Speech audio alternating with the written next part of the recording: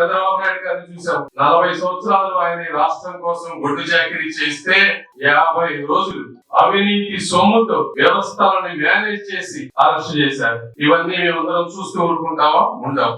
కాబట్టి మేమేంటంటే ఇంకా ఎన్నో వేల మంది కదలబోతున్నారు. ఈ విధంగా తెలుగుదేశం పార్టీని ఎవరి వల్ల కూడా ఒక్క అడుగు కూడా మార్చలేరు అనేది ఈ సభాముఖంగా జగన్మోహన్ రెడ్డి గారు కార్యకర్తలను చూస్తా ఉన్నాం. 10-15 రోజుల నుంచి వాళ్ళు చెప్తున్నారు వాళ్ళ బాధలు. కొంతమంది చూపించారు చేతులు ఫ్రాక్చర్ అయిన చేతులు, బొబ్బలు కట్టిన చేతులు. కొంతమంది చూపించారు 30 మంది కలిసి ఒకటి మీద పడి గొంతు విసికి చంపబోయారని. అదే విధంగా మీరు మాచర్లలో హత్యలు చూశారు.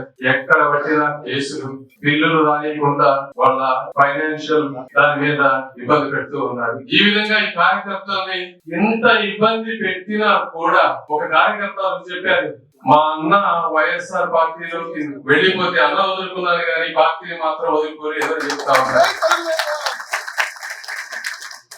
ఇటువంటి బలమైన కార్యకర్త ఉన్నటువంటి పార్టీ ఈ రాష్ట్రంలో గాని ఈ దేశంలో గాని మరెక్కడా లేదు. దానికి మీ అందరికీ పేరు పేరున కృతజ్ఞతలు.